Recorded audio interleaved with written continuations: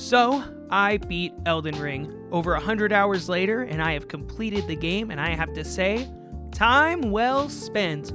Elden Ring is a masterpiece that exceeded well beyond my expectations. The idea of an open-world Souls game already had me pretty interested from the get-go, but the moment I made my way out from the first steps and into Limgrave, or onto Limgrave, I'm not really sure how to go about that grammatically speaking, I felt rejuvenated. I felt a wave of joy that I hadn't experienced in gaming in a fairly good while, at least not to this extent. FromSoft managed to combine several attributes from other titles, such as the Dark Souls series, Bloodborne, and even Sekiro to some degree. I haven't played Demon Souls yet, so I don't really know what all that would have been like, or what all would have been taken from there, other than maybe like the updated interfaces and graphics. But in any case, seeing all these elements combined into one well-crafted gem is a sight for these sore and old crusty eyes that are always on the lookout for the day Bloodborne gets a PC port. Please, FromSoft, give it to me. I'm really begging, like, at this point, like, please. I just wanted to make a quick video on my experience with everything in Elden Ring. Starting off with the design of the world, everything was so mesmerizing. I feel like I could be wandering around on Torrent for what would seem like mere minutes, when in reality I find it's been hours at a time before I look at the clock again. Elden Ring has a way of just making you want to keep riding out further and further in the lands between. You know you already found one place, or maybe a new boss, and finally won after struggling for what seems like eons, but you have to keep going. You have to see what other ventures await, and what wonderment continues to just grow without end. Or you could just take your time. You could take everything step by step and go at your own pace, which leads me to another thing that I really enjoyed about the game.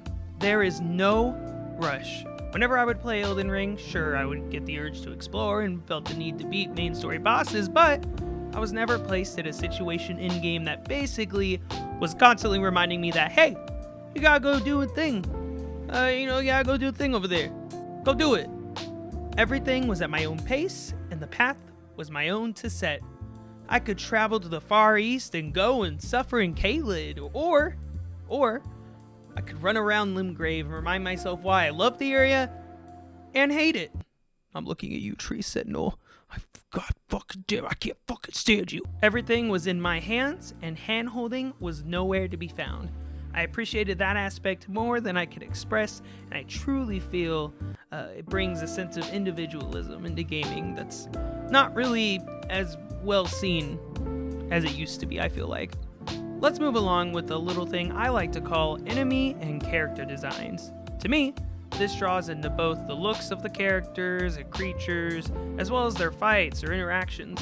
I feel that like 99% of these fights and interactions were really just grand.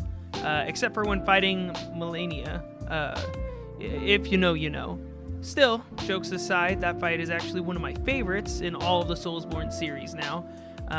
Even though I spent a total of like 20 hours trying different builds and even respecking like several times until I finally earned that win. Which, let me tell you, I wish I had footage of that moment. But if I had to reenact it, it would probably be something like this.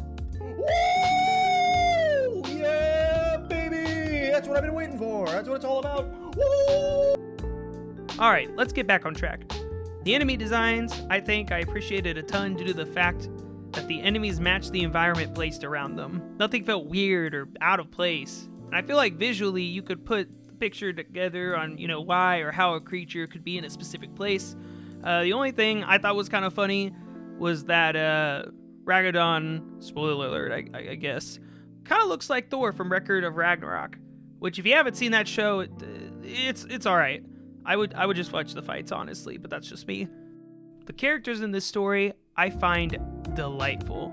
The dialogue writing also is fantastic to just listen to, as well as the emotions that characters will convey.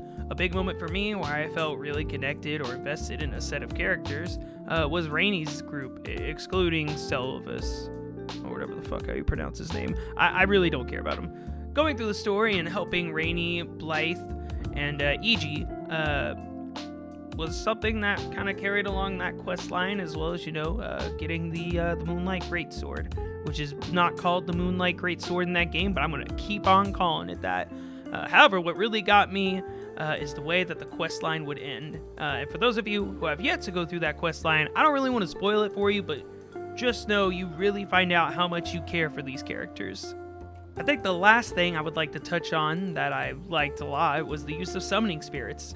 While it's always fun to summon your fellow Giga Chads in a fight, something about just using your summons that you earn via various tasks, it felt good. It felt great, even.